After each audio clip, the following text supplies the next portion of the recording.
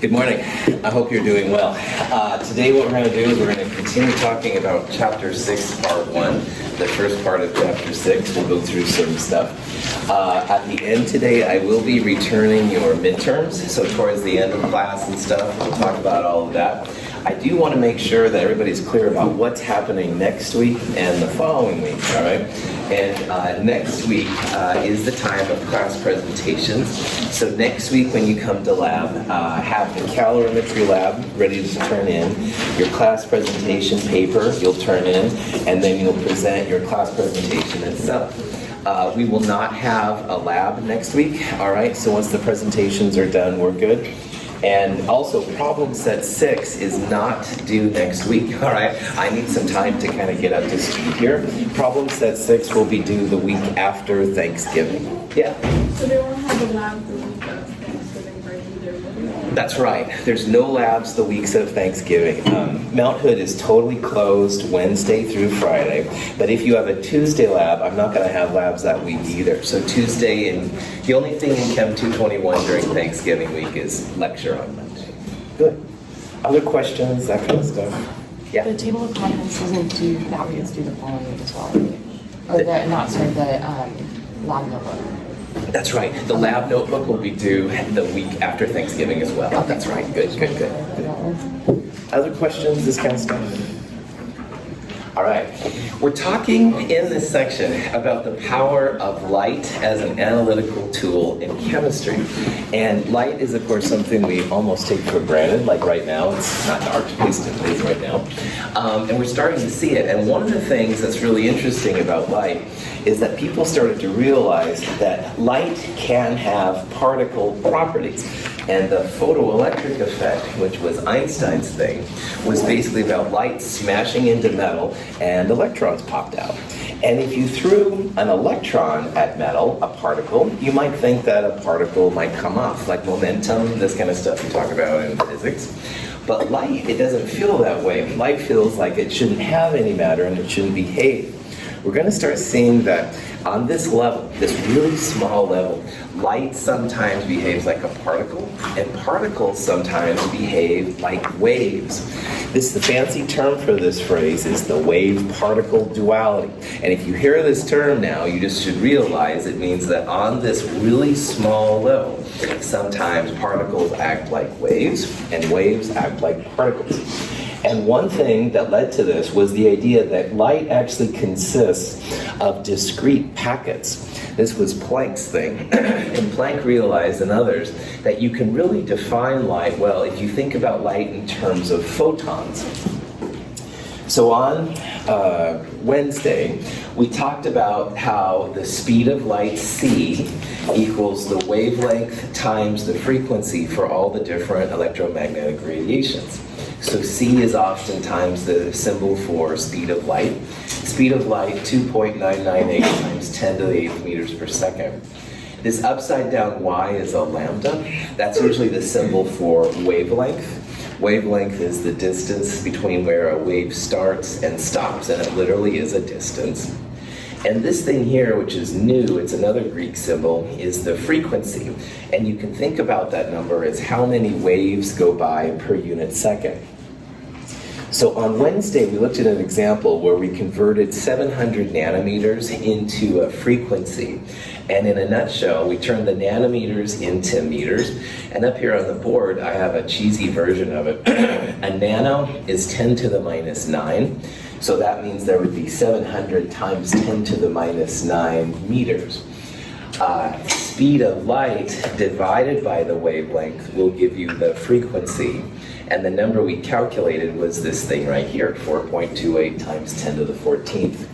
The units are 1 over seconds. You can think about that as the number of waves that go by per second.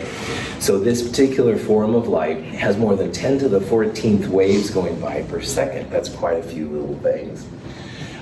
In this problem now, what we're doing is we're going to the next step, and we're talking about the energy of a photon of light. So you can literally, in this kind of theory anyway, break light down to like little tiny pieces. Looks like we broke atoms down into protons, electrons, and neutrons. You can break these photons, all the light together can be broken down into photons. So if we have a wavelength of 700 nanometers and you wanted to figure out the energy per photon, that's where we use E equals h nu. This was Planck's discovery. H is another super important constant called Planck's constant. That number is 6.626 times 10 to the minus 34 joules second. It's a really small number. It's even smaller, if you will, than Avogadro's number is large. But anyway, if you take Planck's constant and you multiply it by the frequency, that's how you get this number right here. That's the joules per photon. And it's a really small number, 10 to the minus 19th. So an individual photon of energy doesn't have a lot of energy. All right, little tiny photons don't do that much. In these problems, Planck's constant and Planck's constant and the speed of light are both numbers that you need to know / memorize. All right, we're going to use them a lot, not only in chapter 6, but actually beyond several times. So make sure you know them / put them in your calculators. Get a tattoo. No, don't do that. All right, that would be too nerdy. But anyway, you get the idea. We're going to use Planck's constant and speed of light a lot. Now, an individual photon doesn't have a lot of energy. All right, that's not a big deal. But at the end on Wednesday, what we did, I don't know why I'm having a spasm. Sorry. There we go. I'll get it together one of these days. At the end of Wednesday, there we go, we talked about how to figure out the energy of a mole of photons. Because like the light that's coming down from us right now, there's a lot of photons. It's not just one or two. So 6.022 times 10 to the 23rd, that's Avogadro's number, of course. If this is joules per photon, Avogadro's number can be used for anything per mole. So in this context, we're thinking about it as number of photons in a mole of photons, which is kind of wild. But you can see then how the photons cancel out, bottom and top. So you're left with joules per mole. That's a big number, so a lot of times people will convert it into kilojoules. And kabam, 171 kilojoules per mole. That's the energy of a mole of light with a wavelength of 700 nanometers.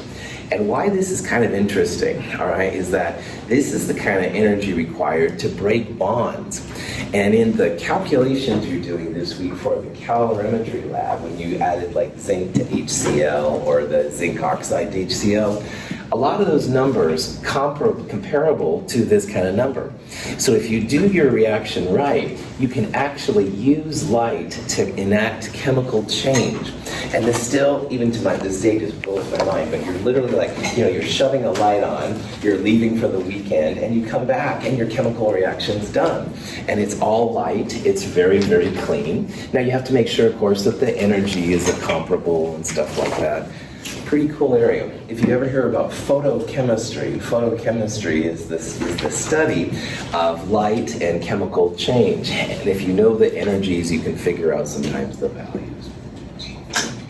What's the speed of light? 2.998 times 10 to the 8th meters per second. Yeah, right on. So all of these kind of disparate ideas were floating around, and this guy named Bohr came in.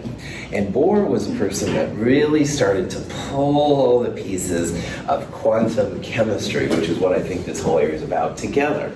And Bohr was pretty interesting, man. Now, Bohr kind of pulled ideas from several different sources, and he didn't necessarily think about where the sources were coming from, all right? But he did some really cool work that answered some questions that no one had been able to figure out before. Bohr's great discovery is that he led to an understanding of sharp line spectra, and that's really critical to what we're talking about. So what we're going to do now is we're going to talk about how to understand what exactly a sharp line spectra is, all right? And it's really fascinating stuff. So Bohr is a powerhouse in this world, and we're going to talk about like why it's cool. And one thing we'll start with is that if you've ever had a prism on a sunny day, all right, so prism will separate out the light from the sun, and you'll see like a rainbow, all right? And I'm fascinated by things like that, big surprise. But anyway, The prism shows that white light usually is a mixture of colors, all right? And sometimes you'll have all the colors, like if it's true sunlight. Sometimes you'll have just select colors, but you'll see what they are if you place a prism up there. And there's some kind of cool things. Light will refract, which means like bends a little bit and stuff like that.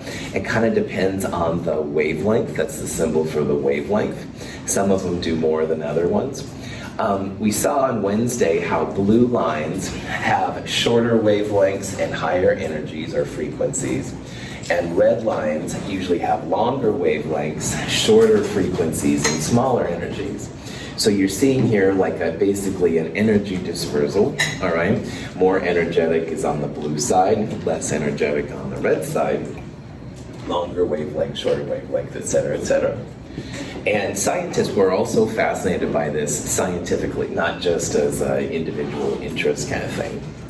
But before we do that, let's think about this one, all right?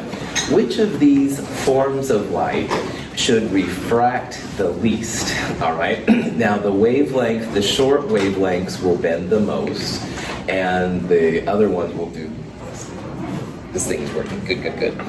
So the question is, which one is going to reflect the least? And you can see over here that the red lines, the longer wavelengths and stuff, they don't bend very much at all. It's the shorter ones that bend the most. And short wavelengths are higher energy, usually blue, all right? So in this case and stuff, it's going to be the red. Now, I bring up this thing because it's kind of a fun thing when I think of trippy things. I know, juvenile. Anyway, black light, if you've ever seen one, makes your white clothes look kind of purpley, all right? Black light is actually a type of ultraviolet light. And ultraviolet light is even shorter wavelength than blue light, so that wouldn't be the case. But I also just wanted to introduce the idea that black light is actually kind of a subtle ultraviolet light. All right, that was kind of a silly question, maybe. Questions on? The infrared is like a laser. Yeah, so infrared would be up here. Joseph, that would be refracted even less than red light. That's right. Joseph brings up a good point. The whole electromagnetic spectrum is a part of this. Yeah, and infrared would be up here while ultraviolet would be down there. Nice job. Okay, so this leads to a fascinating... If we pour methanol onto sodium chloride and ignite it, the flame produced is yellow in color.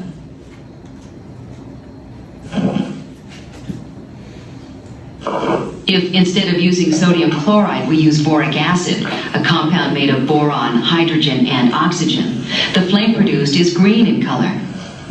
Each salt imparts a characteristic color. The emission of light by heated or burning objects provide important clues to our understanding of atoms. So scientists that were really interested in this phenomenon realized that certain metals create different types of flames. And this is something you may not have thought of. Most of the time when you light like a campfire or something like that, it's going to be kind of yellowish, all right? Kind of a yellow color. Yellow is the color usually of sodium. And there's so much sodium around, not just like table salt, but other forms of sodium too, that we're used to a lot of times seeing them the color of yellow. But if you have a pure salt, all right, and that's the part down here, you'll get different colors. Now, methanol is used as the flame. It's a good source of energy. And the atoms are being excited up here. We're going to talk about that in a little bit.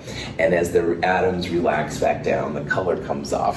But if nothing else, just appreciate all the groovy flames you can have, man. So anyway, it's kind of fun, and some of them are neat. This is the idea behind like fireworks and stuff too, okay? Neon lights are basically this kind of phenomenon, all right? Instead of a fire as the source of energy, they shove electricity through it. And we're going to see that those atoms and stuff, they're excited, and as they relax, they come back down and they have lots of different colors. Now, some of the neon lights are from filters too. It's not quite this pure, but at least it gets you an idea. Next time you see like the city of Portland, that reindeer thing on the opposite side of the Burnside Bridge, you can appreciate then sometimes the science that goes into it. So scientists, again, were interested in this, not just because it's cool, and I think these colors are cool, but they wanted to know, like, the science behind it, all right? So what people... If a high voltage is applied to an element in the gas phase, the element emits light. Using a prism, we can split the light into its component colors. Every element emits a distinct set of colors unique to that element. So all of the things, the colored of flames we saw in the last one, if you take a pure sample of that and you apply electricity to it, you'll see actually the color pop out. But sometimes the color is hard to tell what's going on. So some great scientists then also realized, hey, let's shove this through a prism. Prism separates out the different wavelengths, and lo and behold, you get what's called a sharp line spectrum. And every element has its own sharp line spectrum. Now, this is indicative right here of the spectrum of hydrogen. And the lab we're going to look at after Thanksgiving, we're actually going to look at some sharp line spectra for hydrogen. You'll actually be able to see the lines. Hydrogen has 1, 2, 3, 4 definite lines. This one's kind of hard to see, all right? But these 4 right here we'll definitely be able to see. And this is really wild because just like you have a fingerprint, all right, that's like identifies you from everybody else, if the FBI comes or something, all right, all elements have their own fingerprint as well, all right? And we're going to see that helium's different than sodium, and sodium is different from potassium and stuff like that. All the colors together are going to be the color of the flame that you see, or the color of the light bulb in this kind of case.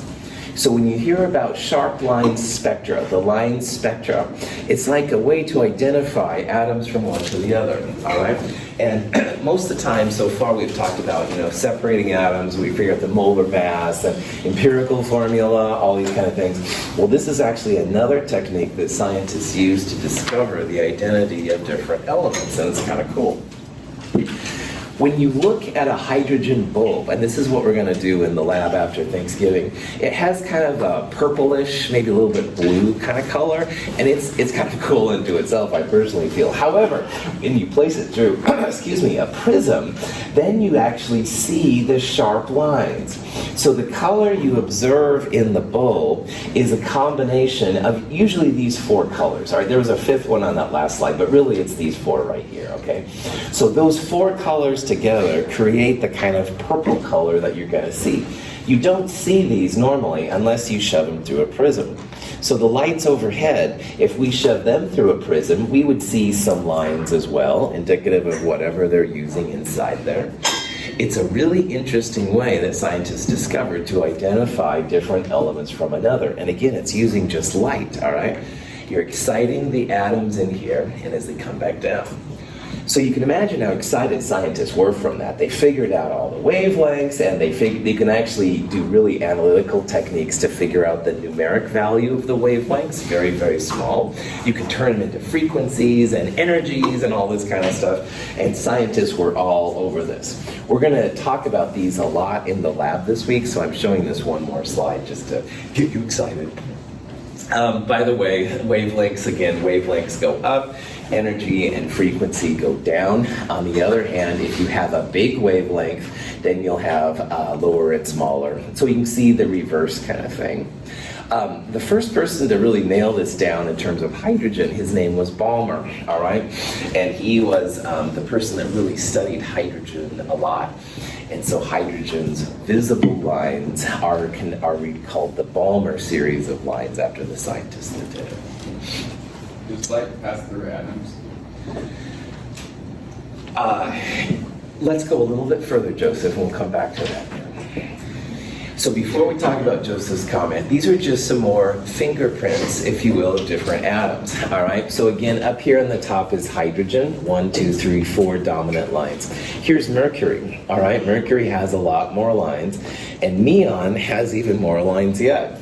And this was really perplexing because mercury, number 80, has a lot more electrons in it, a lot more protons, than neon, number 10, does. But neon has more lines, all right? And you can see here's different ones. Here's helium, all right? We might look at helium on the weak and stuff. So again, every atom has its own fingerprint and stuff like that. Now, where this is really useful is astronomy, because you can't travel to the sun, you can't travel to Alpha Centauri, but you can see the light coming back, all right? And if you set this up with a prism and are really sensitive, you're going to get different lines out of it. Now, it's not as easy as it might seem, because when you have moving objects, you end up having to experience something called the Doppler effect. In physics, you'll talk about this if you have taken it or if you will take it.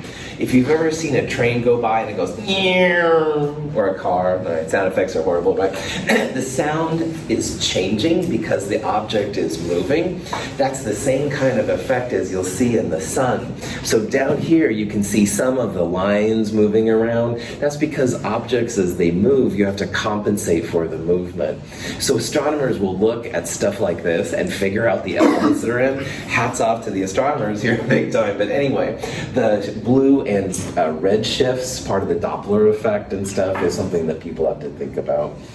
But anyway, this is actually, if you're curious, like how do they know that there's something in, you know, an extraterrestrial world, they're finding all these exoplanets, this is what they're doing. They're looking at spectrum like this and discovering the elements from the fingerprints.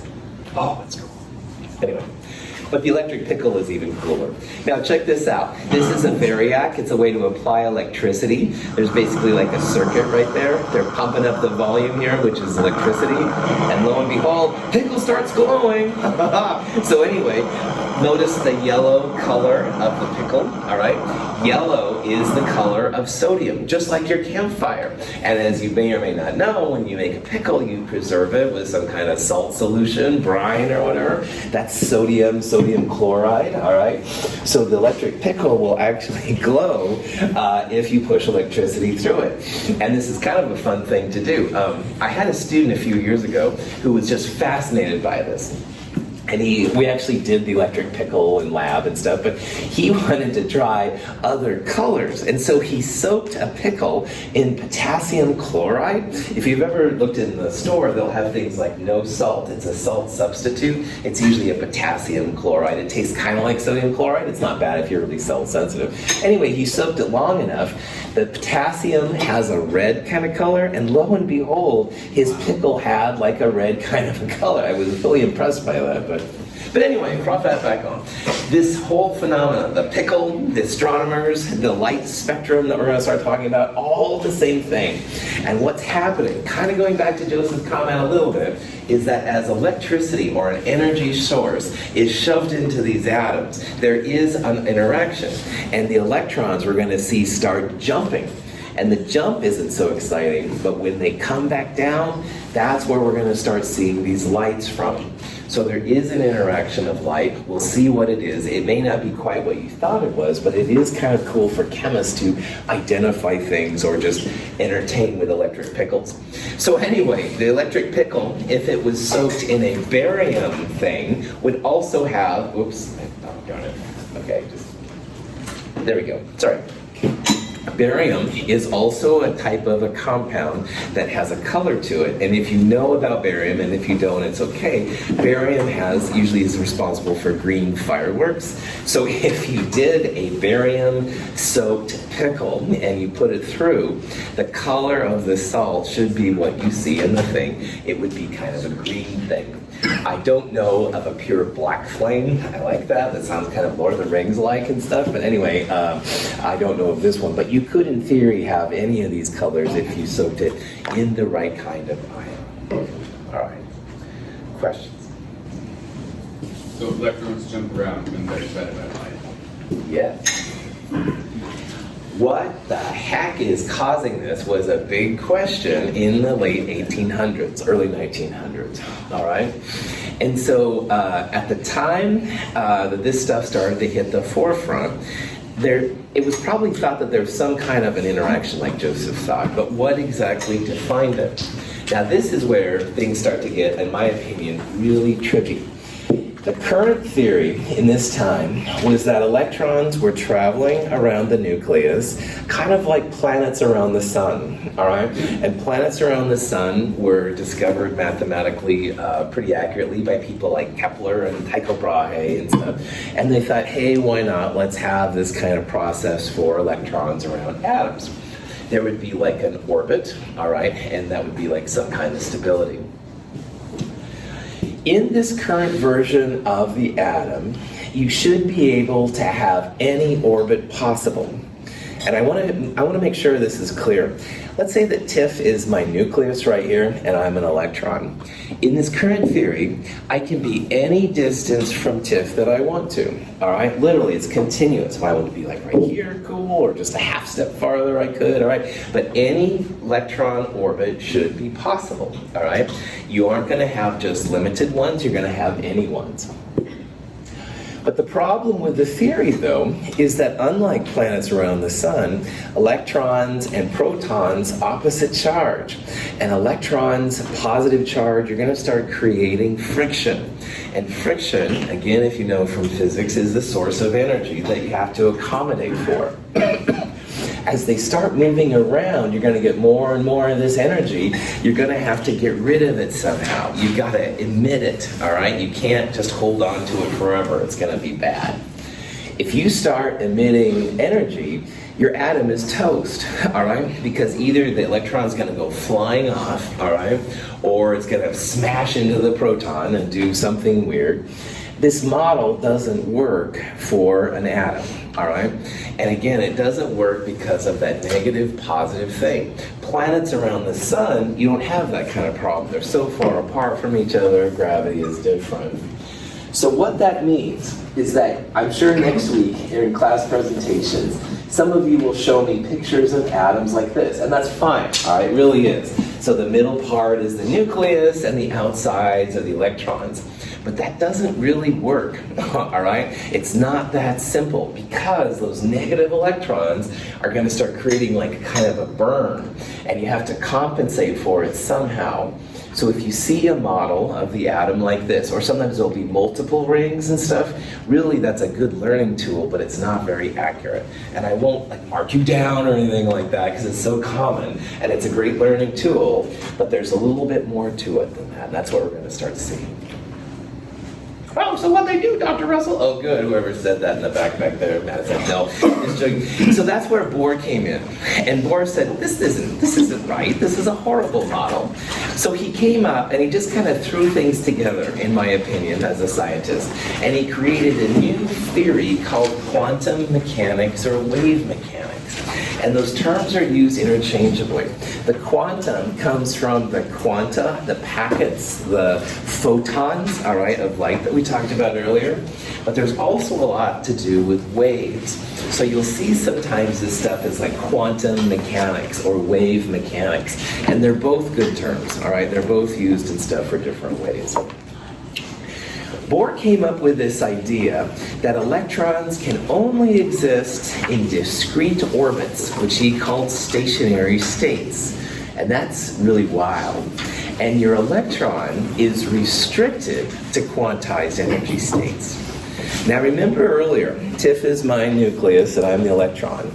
In the old way, any distance from TIFF to the electron should be possible. This is the classical physics way. But again, the problem with that method is that the negatives going around the positives, you start to get friction, so that models out. So all of a sudden, Bohr comes in with this idea that electrons can only be certain places. So maybe I, as the electron, can be right here, and maybe I could be right here, but I can't be right here. There's like only certain places that I can go, and there's a lot of places I can't go. And that makes like no sense when it comes to traditional physics, all right? It should be like the energy changes, but it's continuous, and if you have enough energy, you can make it happen. That's not what Bohr said. Bohr said there were only certain allowed places, energies, that these electrons could be. On top of that, he used the Balmer lines and different things to come up with this equation, which worked amazingly well. And the equation is minus RHC over n squared. N is just a number. It's a whole number that starts with 1 and goes up in theory to infinity, which he called the quantum number. And R is this thing right here. It's called the Rydberg constant. You do not have to memorize or know the Rydberg constant. We're not going to use it that much. But for this part of the discussion, it's really important. And amazingly, this worked really well. So what we're going to do now is think like, why does this work? How do you apply it? How does it mean that electrons can only be so far from the nucleus and stuff? So, okay. Now, this crazy equation has all of our constants basically in it. Speed of light, Planck's constant. I want you to know those, but I do not expect you to know Rydberg's. All right. And again, this n thing is a really interesting thing. It's the quantum number. The Rydberg, thanks for playing. The Bohr equation, all right, works really well. And it's not the end all. We're going to see in a little bit, there's even a better set of equations. But the nice thing is that using the better current equations, you still end up with this equation. So this is a cool equation. And again, Bohr just kind of pulled all these pieces together and stuff to see what's happening. And the best part about it that made all the scientists sit up and pay notice is that this Rydberg thing here, this Bohr equation, can be used to explain these sharp line spectra, like why hydrogen has that fingerprint of 4 and why neon has its fingerprints, et cetera, et cetera. Okay. Now, earlier, Joe asked about what happens when light goes through the atom. And now, Joe, I think I'm ready to help talk about this a little bit. This is a model of the current atom, all right? And notice how there's this 1, 2, 3, 4. 1 and 2 on the left side, this one has a 4. What those refer to are the allowed places around the nucleus that the electron can hang out. So again, Tiff, thank you for being my nucleus here.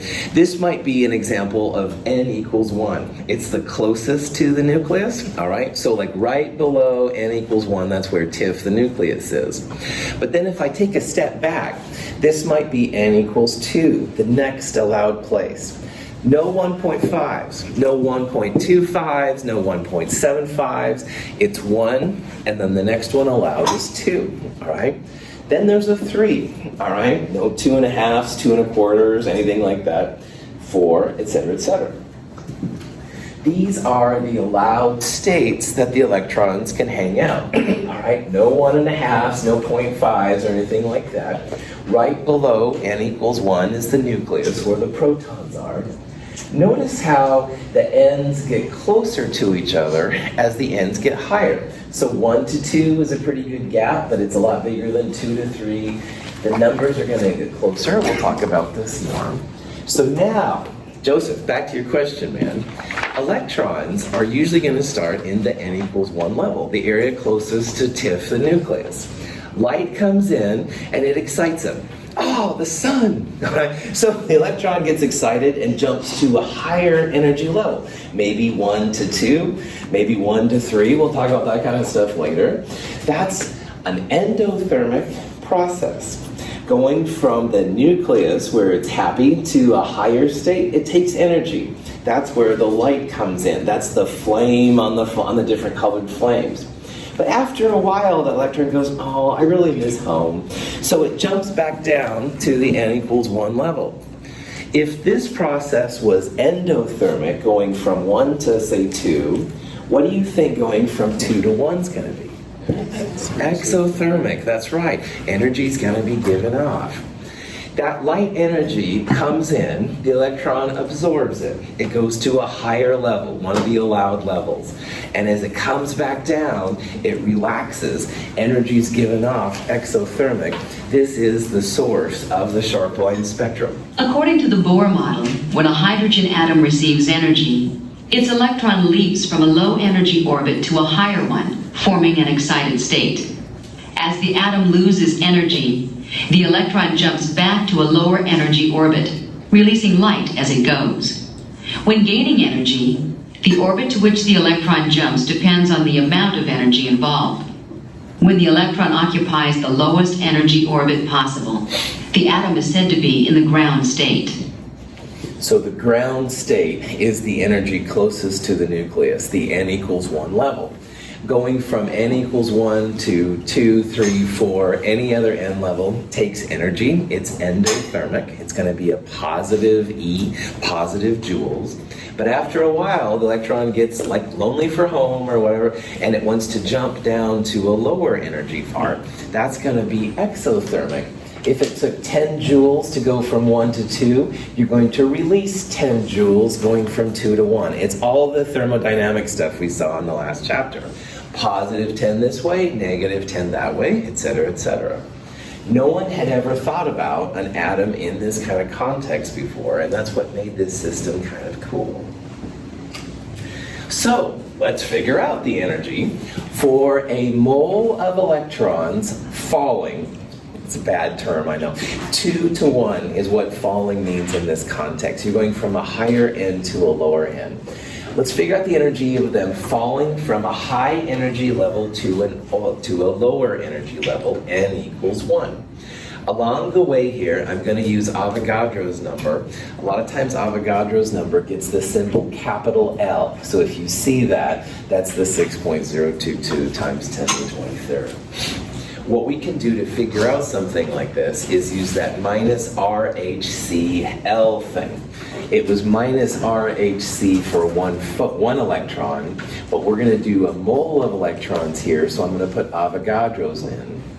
So delta, just like delta temperature was final minus initial temperature, delta E will be final energy state minus initial energy state.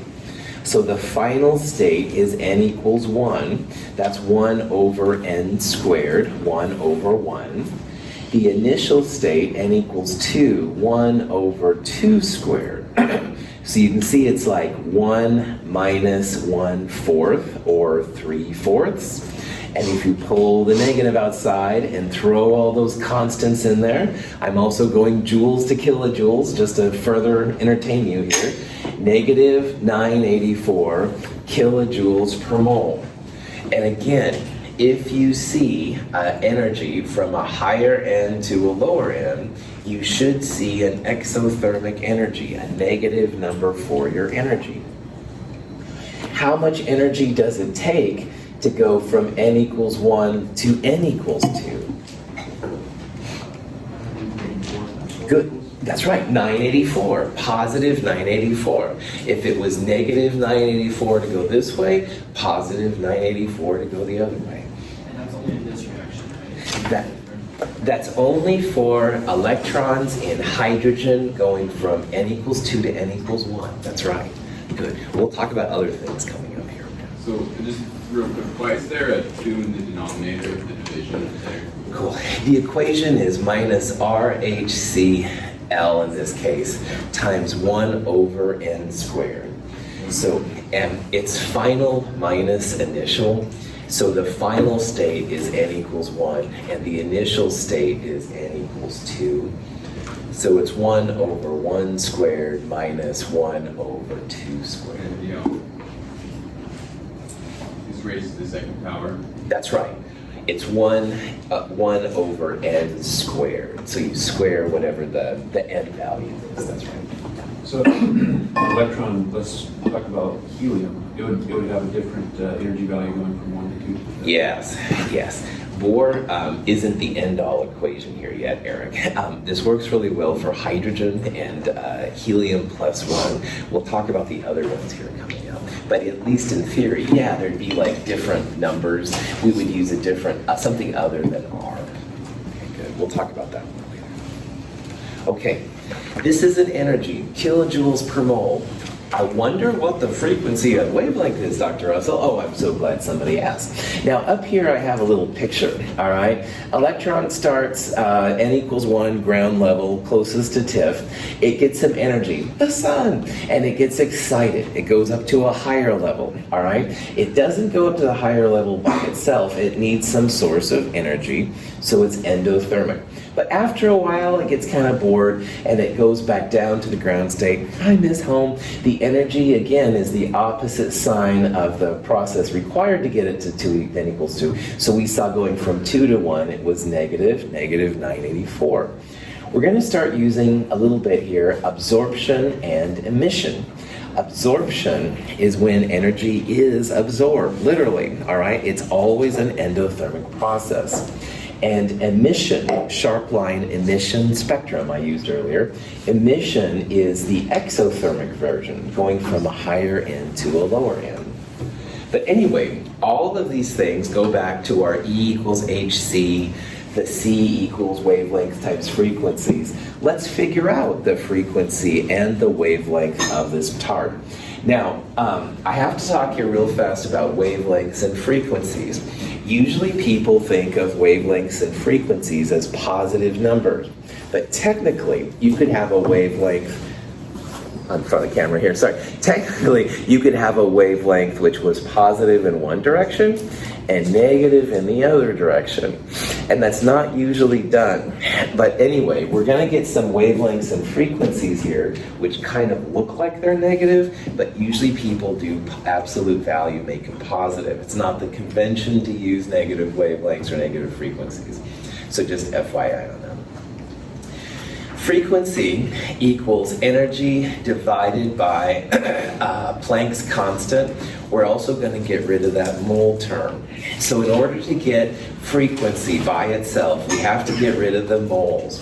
We're going to divide by Avogadro's number. That'll get rid of the mole term.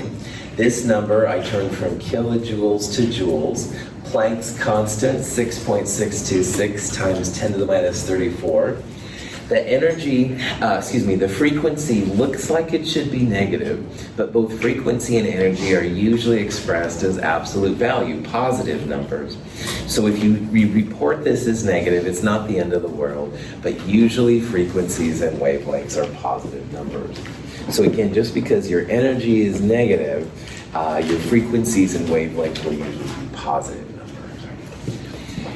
Wavelength, speed of light divided by the frequency. Initially, the wavelength will come out to be meters. We need to convert the meters back into nanometers. So remember, there's 10 to the minus 9th meters in a nanometer. If you do this, you should get 122 nanometers. And prop that off right here. If you have some time this weekend, go through this calculation, all right? Make sure that you can get these numbers. There's a lot of constants and kilojoules to joules and nanometers and stuff like that. Make sure you can get these numbers. This will be helpful in the last section we're going to talk about. And you've got all the answers here. It should be pretty cool. But prop that back on, what is really cool is that this 122 nanometers, this is actually a number that someone calculated in hydrogen. It really goes well, this theoretical aspect of it goes really well with what they saw in the experiment. And that's victory for scientists. They've figured out what's going on, so. So that was the distance between two electron levels? Yeah, that's right. It would be the wavelength. Actually, this is the wavelength of light needed to make the transition. That's how I would. It doesn't necessarily go from 1 to 2. Right. That's right. That's right. That's a really good question. Emission, exothermic. Absorption, endothermic. The question is here: which diagram is an emission line? Now these are all n equals 1, 2, 3, 4, 5, all right? The nucleus, my TIFF I was using earlier, would be under the n equals 1 line. Which one of these is going to be exothermic, giving off energy? Do you think it'll be this one, this one? A, well done, that's right. Higher n to lower n, those are the emission lines, all right? Lower n to higher n, this would be an example of an absorption line, all right? Absorption and emission are really good. But remember, emission means energy is given off, all right? You'd have a negative E and stuff. On the other hand, the higher ones, this would be an absorption line. Yeah? Just to be clear, this is the atom changes in energy in the atom, not the electron. That's right, that's right. Well, it's the electron in the atom. So you could say it was the atom, but yeah, you're seeing the big picture, man. So the nucleus isn't moving, it's the electrons in the atom. So So let's say the nucleus is the one absorbing the light. Would the electron respond? cool. It's not the nucleus at all, actually. It's the electrons around the nucleus, all right? So if someone said, oh, this is what's happening in the atom, I would say yes, but really it's the electrons and it's not the nucleus. And so the nucleus has its own characteristics. We'll look at that in Chem 222. Good. It's like magnesium. It's reacts. Yes. Yeah, like magnesium. All right. So what's really cool is that in chemistry, we're going to look at emission lines next week, or the week after Thanksgiving, excuse me, I'm doing it now. And emission is always higher end to lower end. You actually see something. But in biology, if you've used in the hallway the Spec 21s to analyze samples, those are absorbance spectrometers. And that process measures the lower end to the higher end.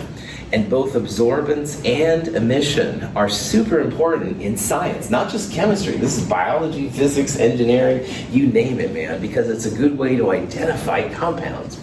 The absorbance spectrometers measure this process, lower to higher. The ones we're going to talk about mostly are higher to lower. And also this higher to lower, we're using it right now. The light that's overhead is all basically emission spectrum. The electrons are being excited up in the atoms, like Eric talked about. As they come back down, the energy's happening. Obviously that one there is having kind of a spaz over Esther. Sorry about that, Esther and Melanie. I don't know what's happening there. But anyway, all of the lights that you use for sources, including my remote control and the ones on your phone, all some kind of emission lines, yeah. Okay, the next slide is really cool, but I'm going to leave that for Monday. Let's shut down now and let's talk about the midterm. In just a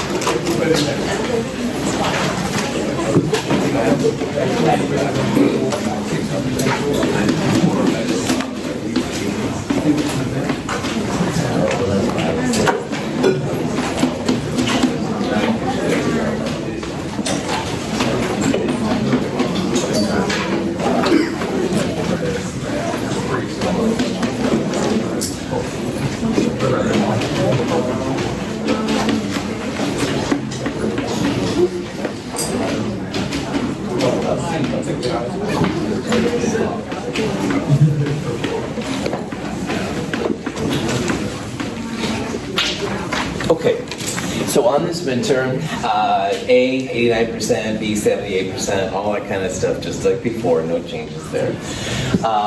This exam was worth 130 points. One person had 128. A couple people were very, very close to it, which was also really impressive. Very cool score. I got some really smart people in this class, and I honor all of you.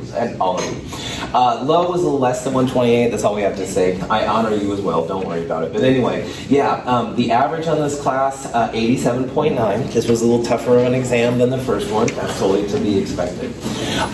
When you get your exam back, like before, all right, the front page will have it. The inside of this page will have your score.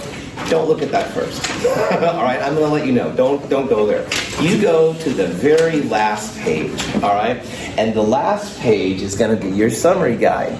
And what you should focus on is the lower right-hand percentage, because this is your score in the class as of this time. And in a class like this, there's a lot more than just the midterm. There's the labs and the problem sets and the quizzes and all that kind of stuff. Next week's class presentations. So look at this right away. In about an hour, I'm going to release an email that's going to have an optional extra credit assignment if this didn't go real well for you. And I do encourage you to check it out. It's something that you can download and print. You can fill it out and try and figure out the problems that you missed. It's not available right now, but it will be in about an hour.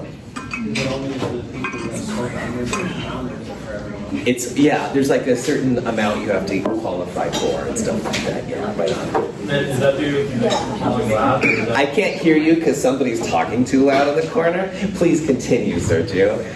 Sorry, man. Is that due to the following lab, or is that is there a certain due date for the extra credit? Another good question. It's due the Wednesday of the 11th week at 1:10 p.m. So that will be the Wednesday of the week after Thanksgiving. So yeah, so you have lots more time to work. Okay, other questions? All right, let's do it. I know you don't want to listen to me anymore. This is Tuesday morning right here. I will place Tuesday morning stuff right here. This is Tuesday afternoon. I'll place your stuff right here. This is going to be Thursday morning right here. And Wednesday, if you're here from Wednesday, I'll leave it right here. Have a great weekend.